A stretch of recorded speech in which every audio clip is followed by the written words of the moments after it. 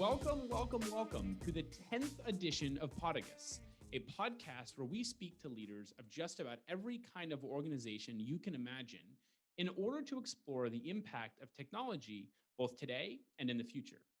I'm your host, Delcy Bean, the CEO of employee-owned Paragus Strategic IT, located in Hadley, Massachusetts, and serving clients all over New England and beyond. With me today, I have Brian Knies, the owner of Tile America.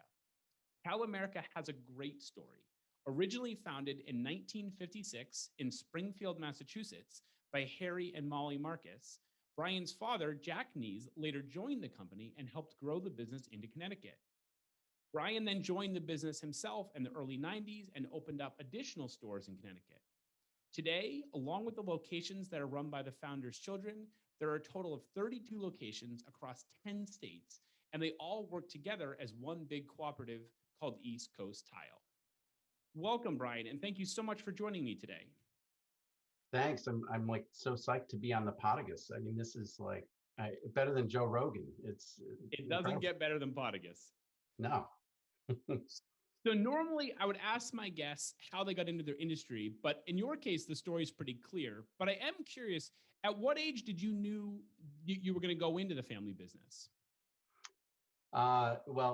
When I graduated, I had a degree in finance and international management, and I really wanted to get into that field, and I did for about 3 years. I was in finance, corporate finance, and I didn't want to jump into the family business right away. I got some good experience out there, and then an opportunity came up, and with the family business, and my father, I met with him, and first time I met with him, I turned down the job, and then 6 months later, I think we met again, and I said, okay, now I'm ready.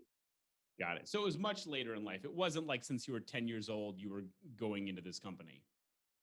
Well, as a kid, I used to go in and make sample boards. In high school, I worked in the warehouse. So I've always been in touch with the business in a way. Got it.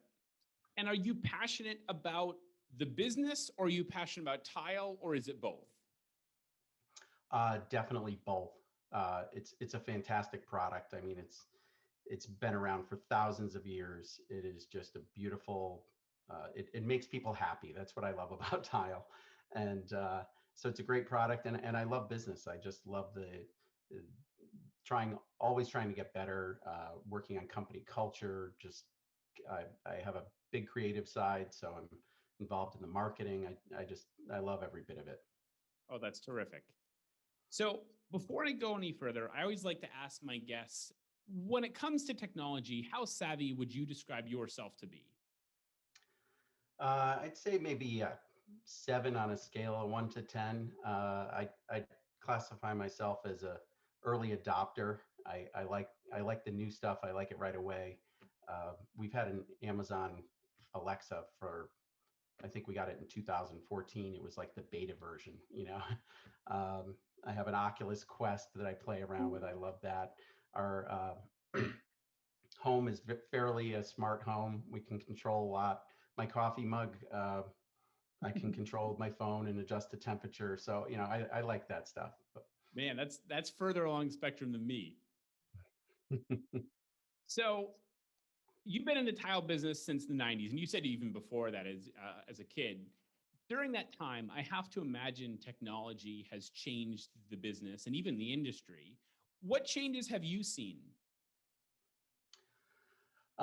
Over the course of many years, when I first started, we had just gotten computers. So it's come a long way in efficiency and distribution, in our showrooms, just ordering and the speed of which everything can be done. The biggest thing lately that's come along is in visualization. And a couple of years ago, we launched our visualizer, and that changed everything. People have a really difficult time envisioning what the end product's going to look like. So with our visualizer, they can snap a picture of their floor, of their backsplash, and they can put the tiles in and start changing the patterns and really getting a feel for how it's going to look. And that helps a lot in the decision making. And going way back in the late 90s, we had an early version of a visualizer, and it was just so bad that it didn't get used at all. But it actually took 20 years later that it looks so realistic. They get the shadows in there, they get everything. So that's been a huge advance in recent years. And just with the pandemic, our website changed totally. We had to add so much more functionality to our website. We added appointment booking, we added chat, we added sample ordering, pick up samples at the store. We had to go to curbside pickup for samples. We went to virtual consultations. We really learned how to sell remotely. So that was a huge change, and some of that is sticking now. We see that people want to do a lot more of the advanced work. They're willing to do stuff over the phone. They're just using our website so much before they come in. It's incredible. And I'd say the other big change has been in marketing, and with the advent of digital advertising. And we don't do any, the only traditional advertising we do now is a little bit of network TV that's during the news, but everything else is digital and OTT, over the top marketing to streamers, cord cutters. Has technology impacted the manufacturing of the tile or the installation of the tile? We think of those as kind of very traditional manual processes. Has there been any advancements there? Yeah, manufacturing has become highly automated, and with the products, just about everything is of porcelain quality now. So much denser tile, stronger tile, better glazes.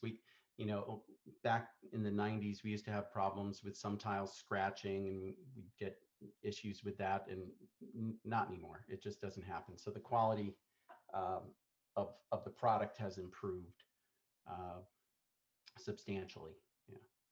And on the installation, is it still the kind of the water tile saw in the backyard? Or has there been any changes there? Installation, the mortars have become much better, stronger. Tiles have gotten larger, so you need different mortars. I think the biggest advancements have come in showers. If a shower is done properly now, with properly waterproofed with newer products, it should never leak. And some of the old methods weren't. They had a lifespan, but the new methods are very, very solid. Very cool. So as you think about the next 3 to 5 years, how do you think the tile industry or even the retail side of it are going to continue to change and evolve? Where's technology going to take us? Part of what we do, we're not, our experience happens in the showroom, and we're not e-commerce player. We're about the higher end customer, the customer who really cares and wants a real design. They want to work with somebody. They want a relationship. They're going to come into the store multiple times. They want to get it right. It's a very important decision. So that's kind of our customer. So, and that buying process hasn't changed in thousands of years. You go in to a store and you look at things, and you take some samples home. And but I see the biggest advances coming. We're going to have to keep adding to our website to make it more functional, more information, more bells and whistles. With the visualizer, we had launched, it only did floors first, and then people wanted walls, so we added the wall feature, so you could put wall tile. Now people want to change the color of the cabinets in their pictures and their paint on their walls, and so that's where it's going to keep going, visualization. And I think about things like on the home improvement shows, everybody wants that 3D walkthrough that they show on, and they don't realize that they have a team of people working, building that. It's like, we can't just whip that up. But when I look at the new iPhone and it has the LiDAR, and there's apps where you can map an entire room in 3D in minutes, I see that technology really advancing and coming into the fold at some point for visualization. What about, are we going to have smart tiles at any point in the future? I don't think so. People have thrown that around. LED lighting to backlight certain things has come a long way. Uh, but no, it's still just a fired tile that's like a piece of art. Yeah. So, is there a technology that you could imagine disrupting the industry in a significant way? Um, the biggest thing I kind of keep my eye on is really the internet, because not a lot of tile is sold over the internet right now, and it's a difficult product to sell over the internet because you really need to see it and touch it and feel it, and the weight of it is an issue for shipping. Mm. Uh, but Amazon gets better and better at everything. And I always say our competition is our customers' last best experience. So if they had, they got something delivered in, overnight or 2 days, or they had a great experience with Google or Uber, I mean, there's customers are starting to expect that from us. So I'm constantly thinking about how do we deliver on that. And I also see mobile ordering is getting so popular for everything, and I love to just place my order and stop into Starbucks, walk in, walk out, and I book my uh, haircut, online, pay for it, everything, walk in, walk out, and I wonder how that's going to come into our business because we have contractors. We have a big contractor trade, and currently they walk in and place an order and wait for us to pull it. And I'm thinking about that experience. Will contractors like to place their own orders and just pull up to our dock and to a numbered space and take their order and drive away? So constantly thinking about how to make it more convenient for our customers. Yeah, I think that's a great point. I've been to two restaurants now that switched over to Toast during the pandemic. Yeah, And you get your bill and you scan it with your phone and you pay with Apple Pay and you just walk away. And right, now I go to normal restaurants and I'm annoyed that I have to wait for them to come get my credit card and go bring it back. It's right. once that bar has been raised, it's hard to go back. Yeah, and it's amazing that that type of technology we seem to adjust to immediately. I mean, you do it once and you wow, this is fantastic, and then you expect it at the next place. Yep. Yeah, and I was going to mention Toast because they seemed I was just up in Boston, and every place had that option, and it was so convenient, and that also helps the restaurants with their labor issue because the the wait staff doesn't have to go back to the table and take the credit card and do all that. So yeah, the pandemic's driving some of this, definitely. So as you think about technology, is there something that scares you? Is there something that kind of keeps you up at night? Um, we're a medium to small company in the grand scheme of things, and I always kind of wonder, the big players, the big national guys, and the things that they have access to, the big data and the AI and the advanced digital marketing, and I'm always wondering if they're gonna outdo us in those areas, just from an information standpoint. Uh, so I think about that a lot, and that's why we really try and keep up with everything. Um, I The other thing that maybe bothers me a little bit about technology is it seems to be expensive, and we always say we're going to spend the money, and it's going to create efficiencies here, and we're going to save money, and that day never seems to come. It seems like you're just, well, oh no, now you need to upgrade. Oh, now you need to this comes along. So it's always another it's always raising the bar and costing more and more, but it's just part of it. So Yeah, I mean, I think to your point, it's part of it's just keeping up. yeah, You don't want to be the one who's using the old technology when somebody's starting to use the new technology. right, right. Has your organization ever experienced any kind of major cyber event, unplanned outage where kind of the technology became a problem? Uh, no, knock on wood, we haven't had any major outages. I would say the most disruptive thing technologically wise, if that's a word, um, is I, in my lifetime, I've been through 3 ERP changes, and we just did one recently, and that is without question disruptive to your business. To March, we switched over to a new system, everything back, accounting, point of sale, everything. And it is just a shock to the system because everybody has to learn their jobs from like their new employee almost. And despite all the training we did and all the bugs that we tried to work out in advance and all the customs that we did, it's just you go through a period of adaptation, which is just very painful. Yeah. You're not alone. I mean, I have never seen any kind of major line of business application overhaul that was not insanely disruptive and chaotic and painful in a lot of Yeah, ways. yeah, and it actually came at a time where right now, building and renovation is off the charts. So our stores are extremely busy, and our volume is the highest it's ever been. So it was not a good time, but we're powering through it. And then to your point earlier, you hope that all of it'll be worth something, that you're going to get either better data or more automation, or somehow this was going to be justified someday. Yes, we're excited for the future because what we've invested in has so many uh, bells and whistles and options and improvements, and it'll take us where we need to go. So it's just it's like the childbirth here. It's the painful part. So we often talk about technology from the lens of making things better. Have you ever found a situation where the technology actually seemed to make things worse in some way? Worse. I think sometimes when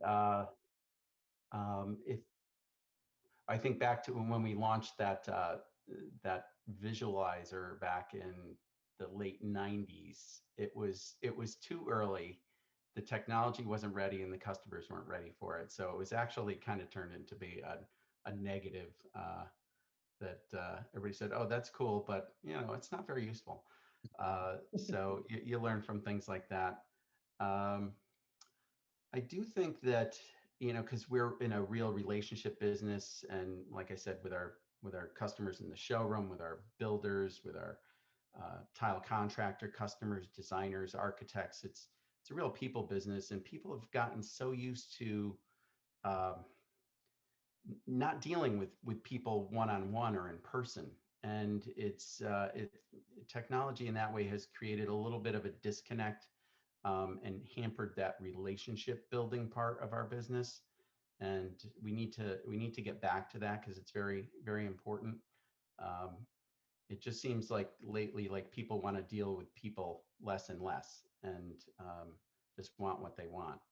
But luckily, in our business, people really need to go to a showroom and see all the options, and it is overwhelming, and they need help, and they want to get it right, and it's a lot to pull together various elements of a renovation and designing a space, and have it come out like it looks on the TV shows or in the on House or the different websites that people use. So that's where we come in and we excel. Yeah, I think you're right that there is this, everything is becoming so transactional and even hyper transactional, where we want to do it from our phone, we want to do it instantly, we want it delivered in 2 days. It's kind of removing all of the elements of it that, maybe in some ways were beneficial, but I think you're right. I think in some ways you lose something there too.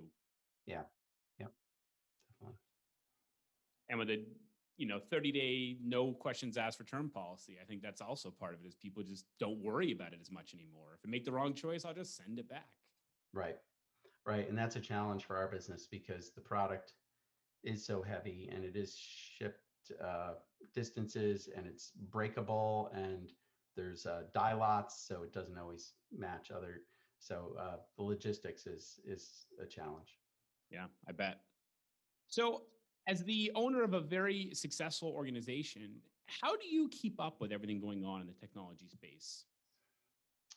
Uh, I'd say I just when anything new comes out, I try it and I start thinking about, is there an application for it in our business? I'd have to say my kids, who are in their early 20s and, entering the workforce or in the workforce are, every time I meet with them, I'm exposed to a whole new um, range of technology and what they're doing. And and they're like, why aren't you doing this? Or why aren't you doing? And I'm like, wow, and so I'd have to say my kids are a big part of it. And really talking to people in other industries, because our industry, the tile business, is somewhat fragmented, and a lot of small distributors and retailers across the country. So it's good to talk to other more mature industries that are using the technology and get ideas from them, and through networking and various organizations that I'm involved in, like YPO. All right, Brian. Well, before I let you go, it's time for what we're calling fast questions from Flat Delsey.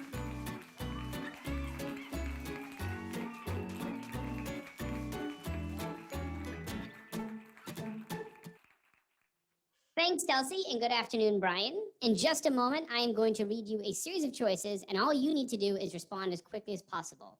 Are you ready? Yes. Football or basketball? Football. Star Wars or Star Trek? Star Trek. Chocolate or vanilla? Vanilla. TV or book? TV. Tacos or burritos? Tacos. Phone call or text?